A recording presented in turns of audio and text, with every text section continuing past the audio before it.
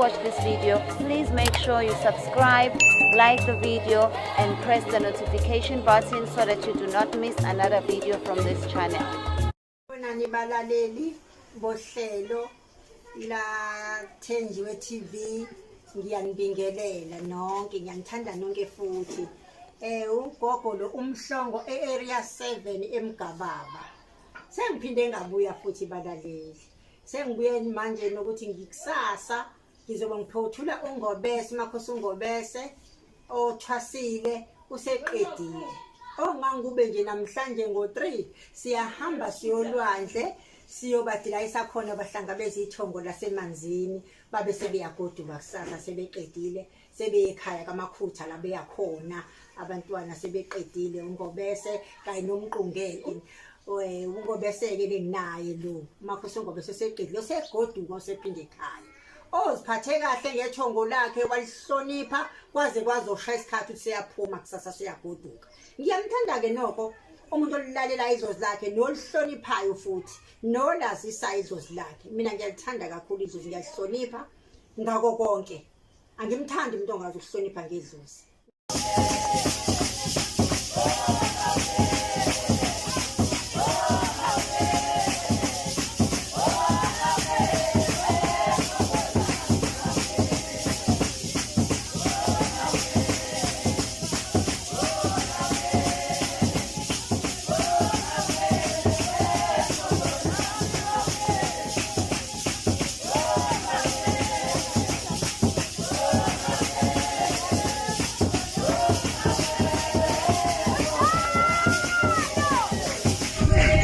Makhosi uNgobese lo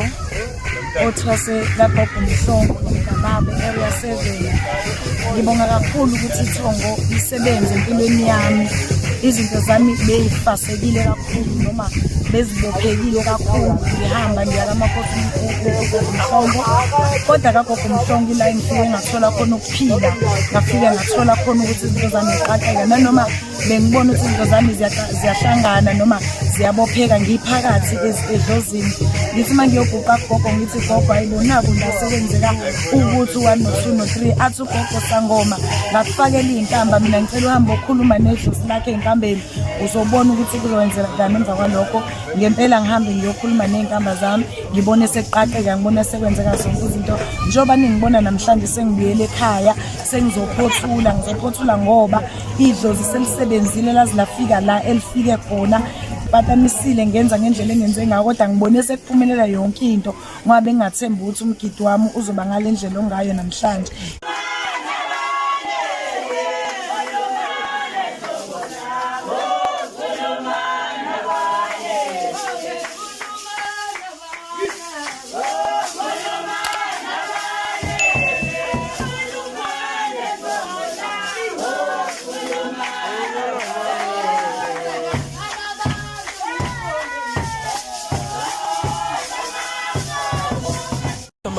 Sangoma ke lesasikhuluma nesibonayo Makhosi uNgaba lo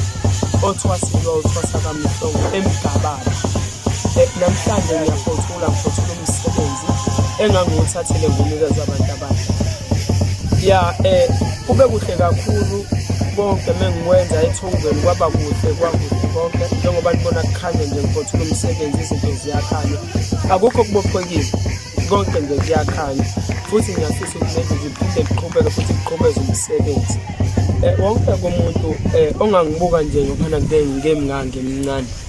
umsebenzi ukhona la ekhaya uyasizakala kakhulu konke okufisayo nje uyakuthola la ekhaya kaNgobese iseziko ke la sikhona kwamakhutha eziko wonke umuntu nje ukhona khona la eziko egcekeni la kaNgobese sacela kube kuhle kube mhlophe konke umsebenzi enguthathile ngezandla zami abantu abadala bakhanyise nabantu abadala kubona umsebenzi siyabona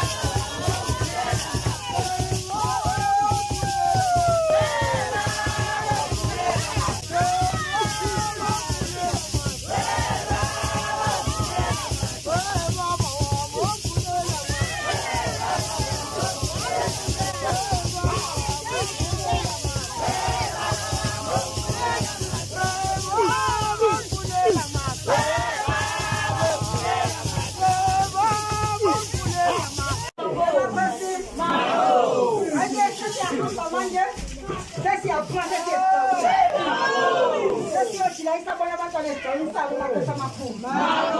Isabeni zonke-ke siye nesidawuni.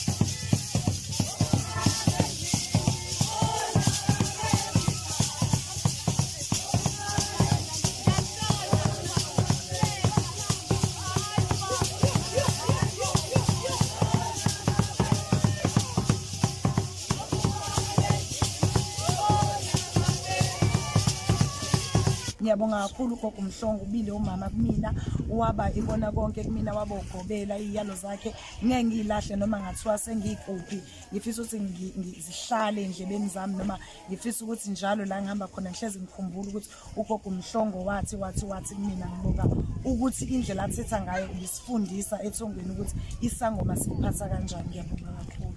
Angizalwanga nginjena